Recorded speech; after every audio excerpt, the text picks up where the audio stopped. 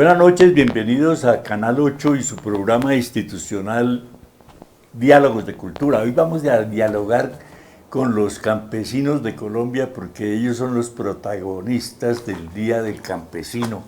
Tenemos una imagen de Jorge Velosa, el carranguero mayor, porque él ha sido el defensor permanente de los campesinos, donde pide precios justos para sus cosechas, mejor atención en los servicios médicos.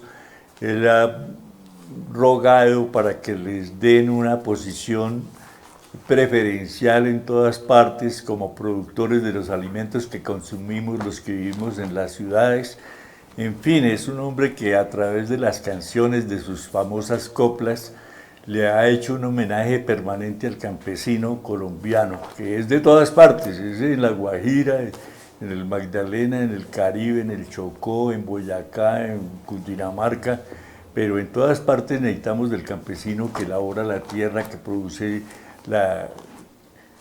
alimenta a las vacas para que nos den la leche y hacer los quesos, la mantequilla, la cuajada, todo eso viene del campo y necesitamos gente que madrugue, que alimente los bueyes a las 3 de la mañana para que salgan a trabajar desde que salga el sol y arar y después rastrillar la tierra para que quede blanda y pueda oxigenarse, pueda abonarse y finalmente hacer los surcos y ahuecar, sembrar y tapar las papitas, por ejemplo, y después deshiervar y aporcarla para que nos dé cada papita muchas otras papas que nos alimentan a nosotros y que alguna vez salvaron del hambre a los europeos. La papa nuestra en una hambruna en Europa fue la salvación. ¿Y quién las produjo? El campesino colombiano. Por eso es que hoy estamos de plácemes con eso. Y además porque Jorge Velosa fue objeto de un homenaje académico, como quiera que le dieron el grado de doctor honoris causa en la Universidad Pedagógica en Cultura y Lenguaje, porque si uno ha estado con Jorge Velosa en algunas partes y lo conoce, sabe algo de la historia de su vida, ha leído algo de sus libros, sabe que el hombre es un estudioso del tema. Una vez nos dictó una conferencia en el Colegio Anglo-Colombiano con motivo de una reunión de la revista El Malpensante sobre las coplas, y dice, las coplas son ni siquiera colombianas, son españolas y ni siquiera tampoco españolas, sino alemanas, tienen origen alemán, esas frases, esos párrafos que con una sabiduría popular increíble, con mucha filosofía, con mucho sentido, y después vinieron a España y naturalmente con la venida de Colón y después de la conquista, la colonia y la república vinieron los españoles y nos trajeron también la música, el tiple, la guitarra y después el arpa, el cuatro. Ahí colocamos nosotros algo de las cosas que teníamos a través de los indígenas, por ejemplo los instrumentos que hacen los cenúes en Sucre, las gaitas, que son dos, una macho y una hembra. Total que el homenaje que le acaban de hacer a Jorge Velosa en la Universidad Pedagógica no es gratuito, es que el hombre sabe mucho de esas dos cosas, de la cultura popular, la cultura general y especializado en esas coplas.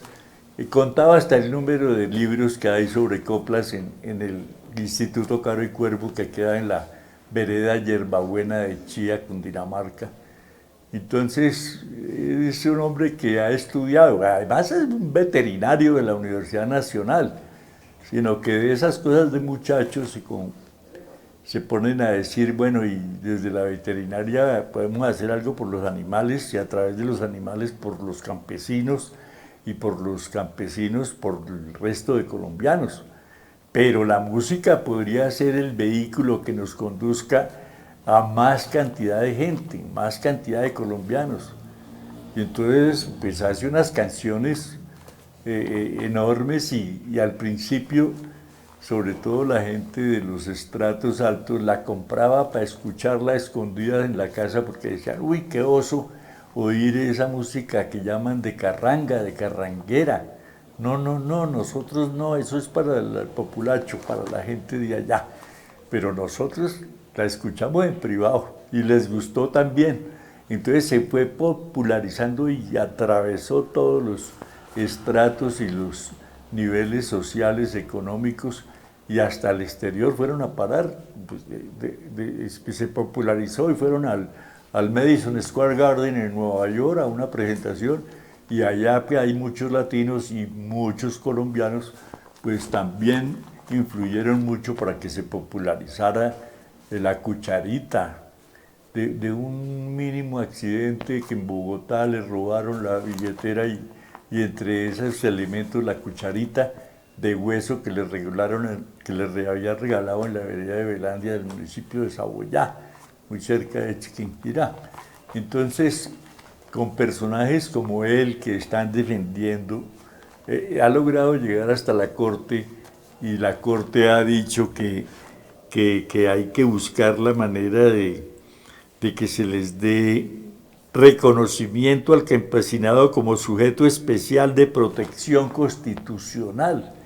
Entonces, esas cosas que inició Jorge Velosa y su grupo de carrangueros está llegando hasta los más altos niveles para realmente defender a los campesinos, que cultivan, pero ellos no saben de finanzas, entonces adquieren unos créditos a veces muy costosos y después le pagan muy poquito por la cosecha.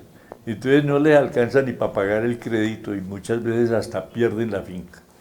Entonces hay que darle un tratamiento preferencial, unos precios de sustentación, una financiación adecuada, procurarles bienestar a través de una casa ordenada, con energía eléctrica, con agua potable, con vías terciarias para que puedan sacar de la vereda las vías centrales y llegar rápido a los mercados, a las ciudades que consumen sus productos, pero que el mercadeo también sea directo casi, porque a veces dicen, uy, pero si la papa está a 120.000 pesos la carga, los campesinos están bien, va uno allá, no, el intermediario que tiene el camión va y se la paga a 30.000 pesos.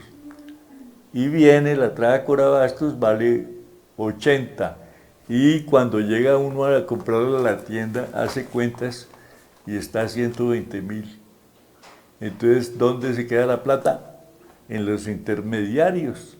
Pero el campesino a veces no recibe el fruto, el producto del esfuerzo, que ya les decía al principio, es madrugar a las 3 de la mañana a desayunar los bueyes y trabajar hasta las 5 o 6 de la tarde, y a veces con una nutrición no muy buena, porque consumen lo que producen. Entonces, papitas, panelita y algo así. Pero debemos de que aprovechar el Día del Campesino para pedir que se les dé mejor tratamiento, como lo está haciendo la Corte, que se le dé trato preferencial. El servicio médico es escaso, ellos todavía utilizan medicina ancestral, natural, porque el médico no va sino una vez al año, el odontólogo cada 3 años, el profesor de primaria lo cambian cada 3 meses, y mientras nombran al reemplazo pasan otro tiempo. Y el costo de las carreras universitarias es tan alto que los campesinos no pueden financiar, no pueden sufragar los gastos de un hijo en una ciudad donde está la universidad. Entonces, toca darles algún trato preferencial también a esos hijos, y sobre todo en carreras afines al campo. Si es una zona con vocación ganadera, pues veterinarios o tecnistas. Pero si es agrícola, ingeniería agronómica, ingeniería agrícola, y que les enseñen algo de mercadeo, porque es que a veces nos dicen hay que cambiar la vocación, el café está muy barato, produzcamos frutas. Bueno, produzcamos frutas, pero después no, que la promesa era exportarlas, pero allá no las reciben en cualquier estado, hay que clasificarlas, hay que saberlas empacar, para transportarlas de tal manera que si es en barco a Europa lleguen en la fecha precisa para el consumo, porque ellos no quieren tener bodegas, ellos lo que quieren es recibir y comercializar inmediatamente las uchuvas, las uvas, lo que sea, las papitas. Y gracias a los tratados de libre comercio y a la apertura económica estamos importando trigo, estamos importando papa, importando frijoles, importando maíz, cuando teníamos vocación agrícola, y el maíz se da diferentes calidades, pero se da en tierra caliente, en tierra templada y en tierra fría. Y teníamos maíz para las arepas y para muchas cosas.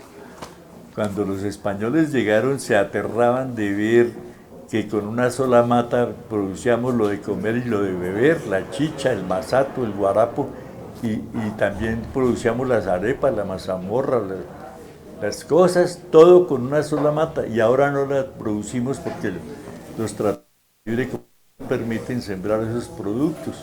¿En perjuicio de quién? De todos los ciudadanos y el campesino que le tocó aprender otras cosas y que no tienen el precio que tenía el trigo, porque se consumía, lo importábamos de Ucrania, pero como está en guerra con Rusia, toca importarlo de Canadá o de los Estados Unidos.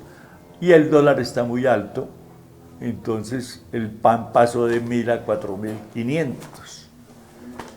Entonces, todo eso, si lo analizamos, con un campesino preparado, con unos hijos de los campesinos educados, ya estamos independizándonos un poco de la Federación de Cafeteros, que todo el mundo tenía que venderle a la Federación, y la Federación exportaba el café suave del mundo, el más suave del mundo, y nos importaba de Vietnam y de los países centroamericanos para el consumo interno a menor precio y de menor calidad, naturalmente.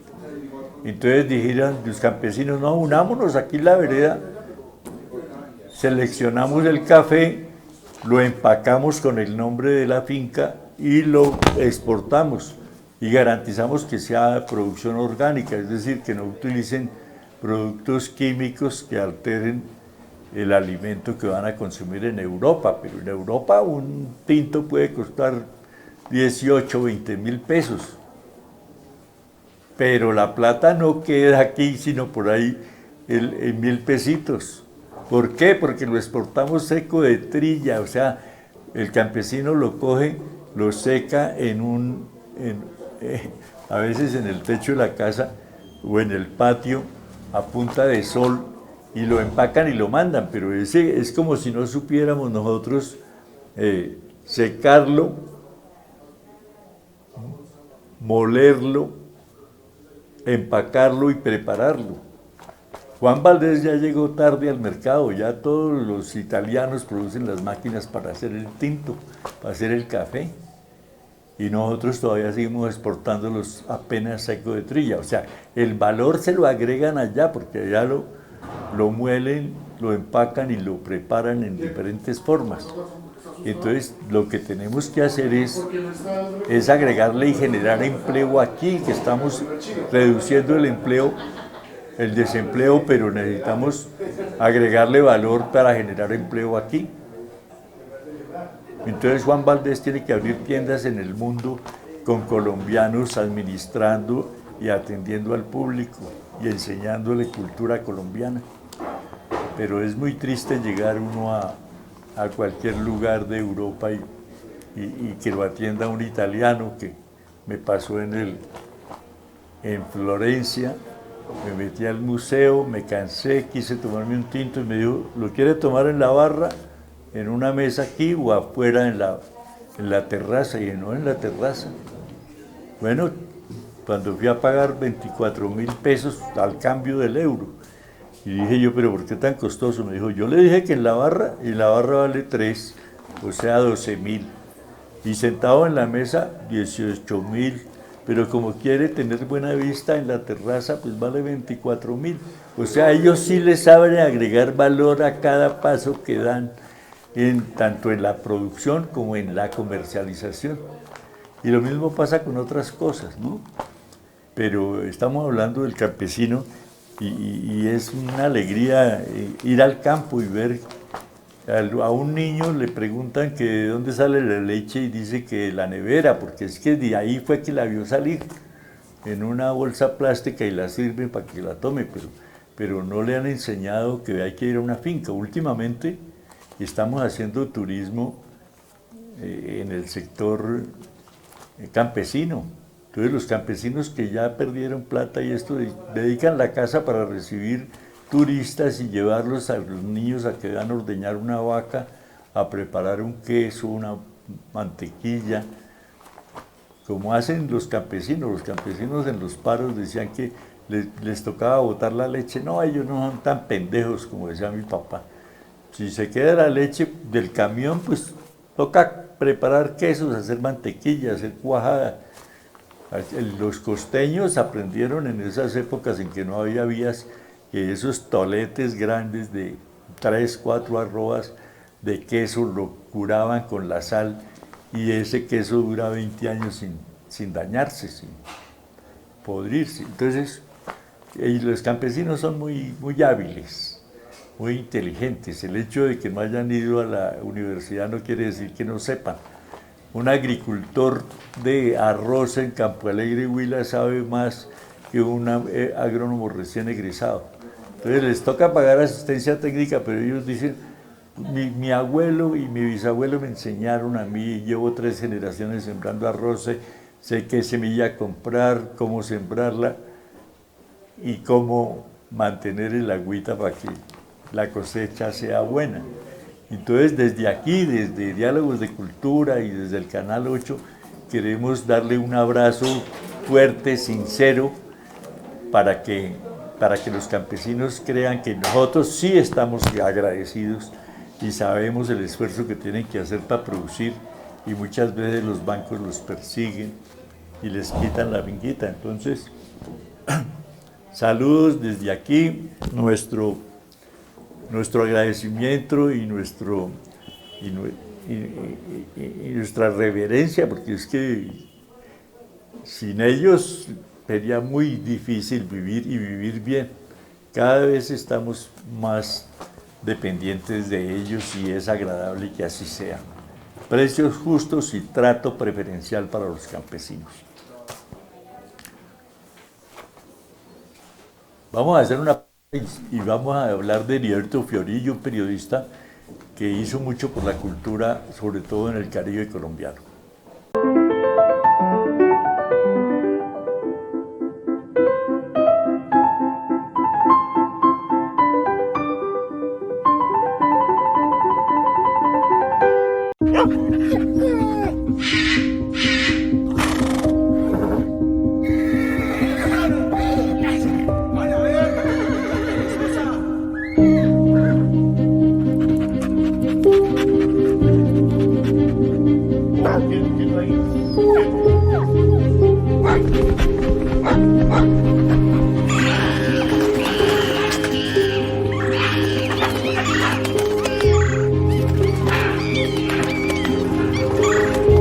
A diario miles de animales sufren maltrato físico y emocional grave. El cautiverio, la violencia física y el abandono pueden provocar su muerte.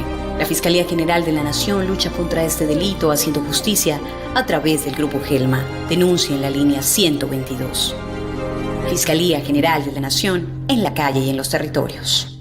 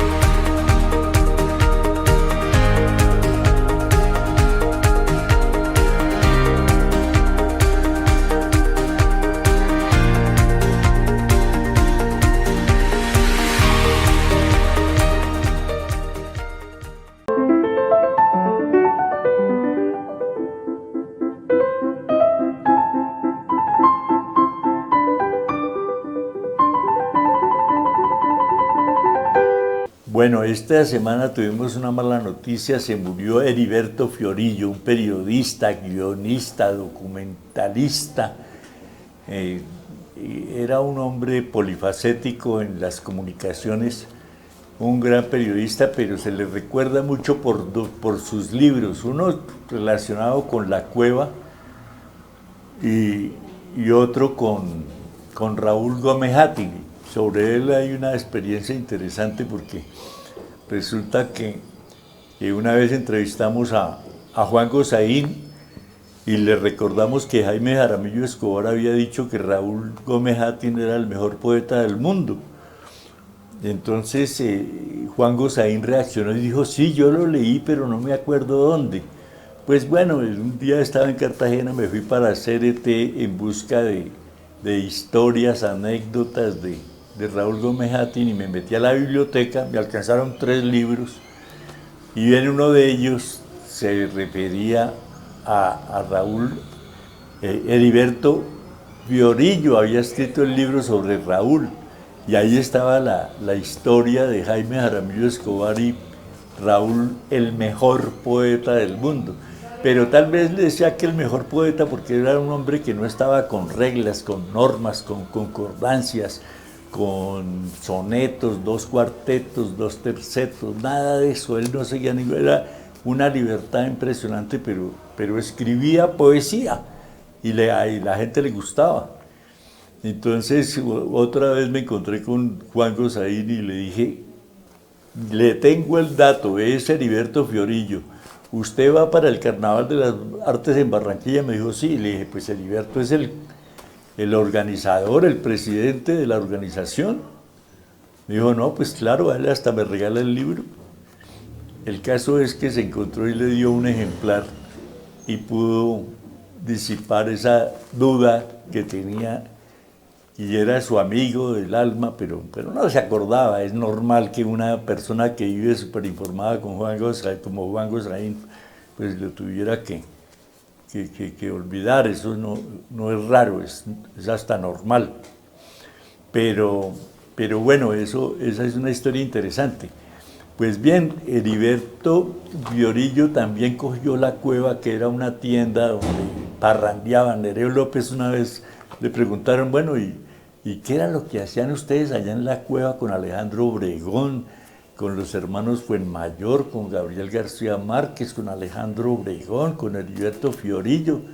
Y yo, esa vaina era una rumba, eso era una parranda, lo que era beber, recordar si íbamos de pesca o de caza, y según la vaina, pues cada uno ponía la esquina, el otro ponía la sal, el otro llevaba el aguardiente, en fin, y nos íbamos de caza o pesca. Claro, en los intermedios ahí de la conversación, alguien le preguntaba a Gabo ahora, o él a Gabo, ¿y tú qué? ¿Qué estás haciendo? No, unos cuenticos, otras cosas. Julio Mario Santo Domingo también era, no permanente, pero ocasional visitante de La Cueva. Y con unas ganas este año pude hacerlo, porque siempre llegaba y estaba cerrado, no había servicio. Entonces me fui este año y estaba abierta. Cuando me bajé del taxi me abrieron la puerta y me dieron la bienvenida. El miércoles esta vaina me confundieron. Hacerlo con todo el mundo que llega ahí. Entonces se encuentra uno a la izquierda un bar, a la trasera del bar, y a la derecha unos murales con fotos gigantes, murales de combo, de Fiorillo, de Gabo, de Alejandro Obregón, de los hermanos Fuenmayor, de Nereo López, y también cuadros, hay uno de Obregón, otros de Figurita, 3, y una constancia de que fue declarado bien de interés cultural cuando fue ministra Consuelo Araujo, la hija de la cacica, que también se llamaba Consuelo Araujo.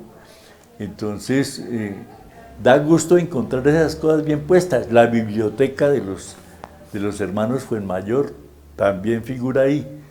Y una una frase enmarcada muy bonita que dice: señora, si quiere que su marido le corresponda y le sea fiel, no lo deje ir a la cueva, porque allá van los escritores y los intelectuales de Barranquilla. Entonces, pero eso era cuando era una tienda famosa por los personajes que albergaba de vez en cuando. Pero para mí fue una alegría. Encontré un muchacho que me hizo una visita guiada.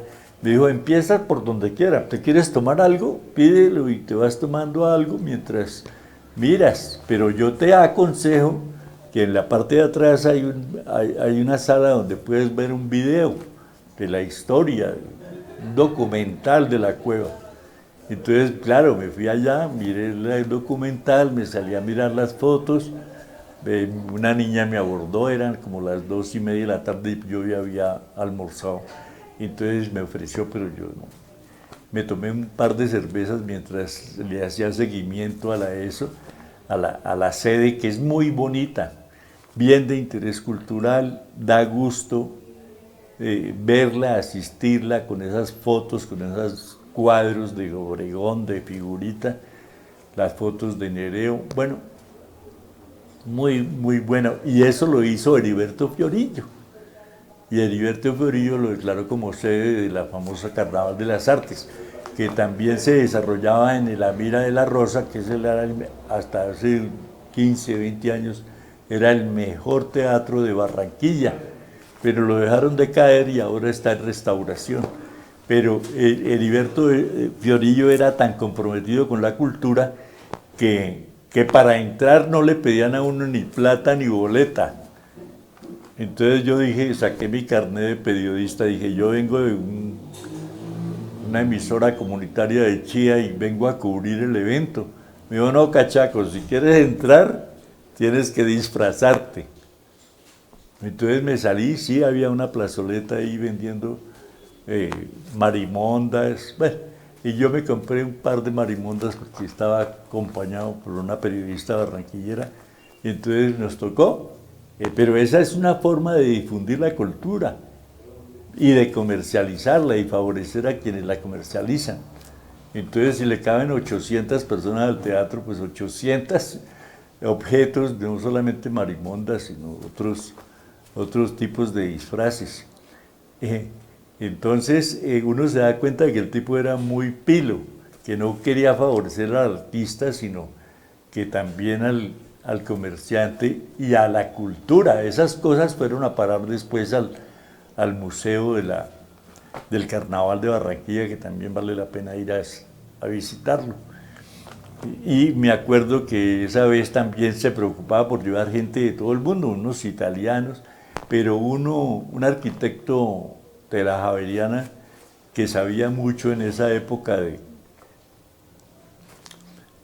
de tecnologías, de las nuevas tecnologías y las comunicaciones, y la ceremonia era un sábado por la mañana, estaba llena de jóvenes, de estudiantes de bachillerato. Y entonces me dijo: allá el señor, ¿qué viene a hacer aquí? Usted seguramente es lector de periódicos y se lee hasta los clasificados. En cambio, estos jóvenes ya vienen a ser más selectivos y no leen el periódico físico, sino a través de internet, y no leen los clasificados, a ellos no les importa eso. Y a los que les interesa el deporte leen lo de deporte, otro la página social, otra la parte cultural. ¿Para qué se ponen a leer cosas que no son de su interés personal? ¿Usted qué hace aquí? Y después me pidió disculpas, me dijo: no, lo quise poner como un ejemplo, pero no sé si usted sabe más que yo de tecnología, discúlpeme. Y yo no sabía, no sé todavía de tecnología, me declaro, si no ignorante, por lo menos muy superficialmente la conozco. Pero eso fue un detalle y una forma de hacer una presentación y de recibir ese público, que el 98% eran jóvenes, menores. Y entonces sí era raro ver una persona mayor de 30 ahí. y entonces uno se da cuenta de la calidad de los personajes que invitaba Heriberto Fiorillo a ese carnaval de las artes, que era una maravilla. Había hasta un festival de la cumbia incorporado con las hijas de José Benito Barros, el autor de La Piragua, que tiene que ver con Chía en la medida en que Guillermo Cubillos, que era La Piragua de Guillermo Cubillos, nació en Chía, se fue a Girardot, quedó viudo, se fue a las playas de amor en Chimichagua, se volvió a casar, organizó una venta de granos allá y después un patio de rumbas donde iban Lucho Bermúdez, Pacho Galán, y de ahí salió la canción con José Benito Barros en el Banco Magdalena.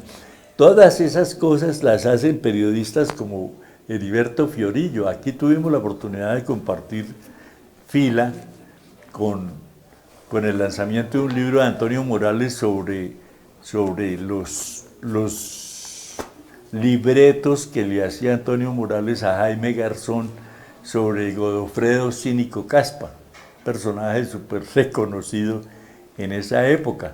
Y ahí estaba Heriberto Fiorillo acompañando, porque Antonio Morales barranquillero, estaba Roberto Pombo en ese momento director del Tiempo, que también cachaco, pero educado en las comunicaciones en Barranquilla. Antonio Morales también de origen barranquillero. Total, había mucha gente de la costa, pero son muy solidarios. Y en ese tiempo ya decía, yo le dije, bueno, ¿y qué? ¿Cuándo nos va a dar una entrevista? Dijo, difícil. Me vine por solidaridad con mis colegas, pero la altura me afecta mucho. Ya me voy para Barranquilla, de aquí salgo para el aeropuerto y me devuelvo. Entonces tenía su problemita de salud y lo sorprendió este lunes por la noche y le terminó su existencia. Pero hay que recordarlos y hay que entender. El mismo periodista de apellido Coronel dice que si tuvo algún maestro en la vida fue Heriberto Fiorillo. Ahí les dejo esa. Me gustó una columna que encontré sobre un desfile de Dior en un acto político. Entonces habla la periodista Catalina Ruiz Navarro que Christian Dior hizo un desfile de modas y al final incluyó unas mujeres y hombres vestidos de blanco y con zapatos rojos. Pero eso lo hizo Frida Kahlo. Lo hizo Frida Kahlo cuando era activista socialista en México y para denunciar los feminicidios, o sea, los asesinatos de mujeres por parte de los machistas, los hombres que creen que si la mujer dice que hoy no, entonces ya es sujeta de un arma mortal, de un revólver, a veces vulgarmente un cuchillo. Y entonces dice uno, bueno, ¿cómo es la cosa? ¿Qué hay que hacer ahí? ¿Cómo es que los artistas a través de una obra y los modistas, hoy están en Cartagena celebrando también entre un artista como Grau, no, sino Mansur. Mansur está cumpliendo 93 años y para celebrarlo hizo una exposición y una modista basada en los pigmentos que utiliza él para preparar sus pinturas hizo un desfile de modas. Entonces todo tiene que ver con la cultura y cuando Cristo hace ese desfile de zapatos rojos es la sangre derramada por las mujeres que abusaron los hombres machistas y ya hasta llegaron al asesinato. Entonces eso me hace acordar de Débora Arango y traje por eso un cuadro de Amparo Restrepo, porque a veces no alcanzamos a interpretar la pintura. Entonces ellas, Débora Arango, denunciaba la prostitución, la pobreza, la indigencia, y a los líderes no les gustaba que mirara a los pobres, que eso no está bien. ¿Cómo le parece? Lo invitaron a España, al Prado, a exponer, y estaba creo que Laureano Gómez, y dijo que no le permitieran a esa mujer exponer esos cuadros tan feos. Pero no era por el trazo, que es un trazo grueso y unas figuras, pues, que ella las concebía para demostrar el horror que es la pobreza, la indigencia, la prostitución. Entonces le dijeron que no, que ella no podía exponer porque hacían quedar mal a Colombia, dando a través de obras de arte los problemas sociales en Colombia. Entonces, por eso traigo a colación porque a veces uno no alcanza a interpretar figuras un poco abstractas, a veces combina lo abstracto con lo... Y entonces dice uno, decir, denunciar, poner en conocimiento a Amparo Restrepo a través de sus obras ante la comunidad, ante la gente que puede y ve la exposición, aunque expone muy poco. Yo creo que ella piensa mucho en firmar finalmente una pintura, pero de eso se trata, de mirar cómo Christian Dior utiliza las experiencias de Frida Kahlo, Débora Arango en Medellín, en Colombia, muy famosa y muy recordada por estos tiempos, y Amparo Restrepo, una pintora, una artista, maestra de artes plásticas, y entonces miramos la parte local de Chía también. Por eso me gustó ese artículo de otra persona que también trata el tema político. El desfile de modas es un acto político, es posible, ahí lo percibe ella y lo socializa con los lectores. Y yo lo hago porque me parece que hay que aprender a ver la pintura, hay que aprender a interpretar, hay que formar públicos. Y aquí no se hace, por eso cada vez que me proponen un evento yo digo, invitemos a los estudiantes, que vayan los estudiantes, que aprendan los estudiantes, que lleguen a la universidad con algo de conocimiento sobre cómo funcionan las bellas artes en Chía. Es todo por hoy, buenas noches y nos vemos el próximo miércoles.